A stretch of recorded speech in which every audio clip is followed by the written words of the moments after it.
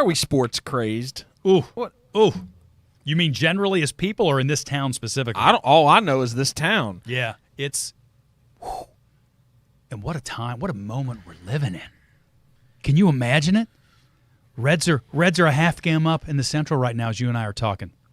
Now, we got to get that calf fixed, but we're all still really excited about the Bengals. We got to get that contract signed too. FC Cincinnati's number 1. Like until Messi comes to town. Like this is happening right now. I don't know what it is, especially with how long suffering some of our fan bases have had to be.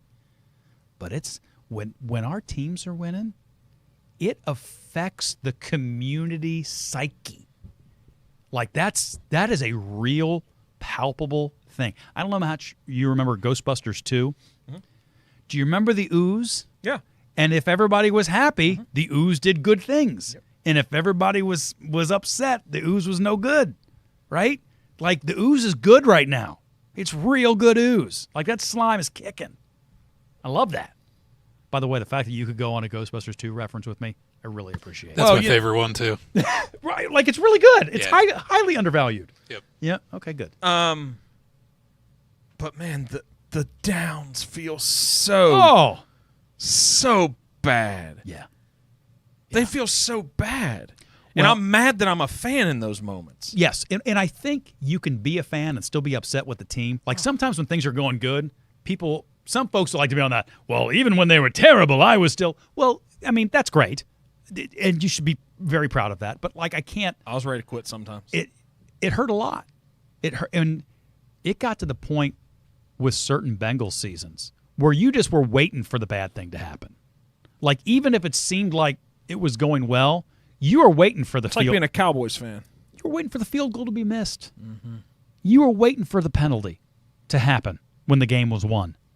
Like you would just, but now it's to feel like that page has turned. Yeah, it's like we got a shot to do whatever we want. Yeah. The optimism of life. It's unreal. All right, so let's make an analogy about like our lives and our work lives. Okay. About how we can transfer that into the way we think, into the way we program ourselves. Okay. Because we're letting people, we don't make the decisions, we don't draft them, we don't do it. We're allowing them to affect our lives. Our lives and our attitudes. That's terrible. No, it is terrible. Unless it's going good, then it's great. No, but what I know is, here's what I know, we're not always going to be on top. No. So those moments are going to happen again in my life, and I'm going to be sitting here talking about, 100-loss season for the Reds. Right. Oh, when Burrow's not our quarterback, or if he would get hurt again and they win 7 games and we miss the playoff. That's 5 months of misery. Right. Do you try to focus on like the moments like now?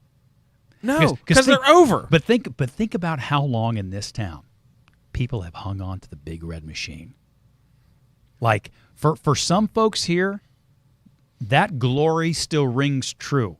Yeah, and that's as old as me now. That's our parents' generations, kind of. Yeah. You remember the stories. You don't remember them. I don't remember the games. Yeah, correct. You remember the stories. Yeah, I remember. Unfortunately, the back end of that. Yeah. When Pete's with the Phillies before he comes back as player manager, it's Johnny on his last couple of years playing first base because his knees are shot and he can't get behind the plate as easy anymore. It's those 83, 84 teams when I'm rooting for Wayne Kranchicki and Paul Householder and guys like Eddie Milner, Gary Reedus, you know, when they're losing a bunch of games.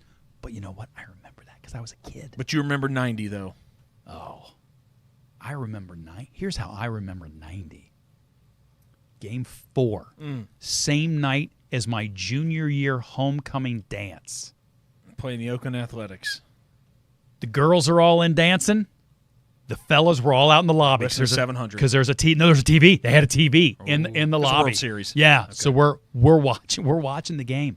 I can remember who caught the last out. Todd Benzinger, first base. Yes, sir. I can remember going back, group of us, like over to my date's house afterwards. I can remember watching like everybody going nuts down on Fountain Square, and I can remember seeing my big brother on TV with a broom in front of the fountain on Fountain Square. That seemed surreal. So I was 11, but that seemed surreal because going into it, we were going to get crushed. I mean, Eckersley, he gets on he just looks like he's going to dominate. That's just wild. Was Ricky Henderson playing for him then? I don't know. Would Ricky have still been on the team? McGuire, was he playing for the A's? I don't remember. Conseco was it those guys? The Bash Brothers were there. Okay. Yeah. And then, Jose Rijo comes out and I he's tell you what, just dealing. just murdering He's people. just dealing. Yeah.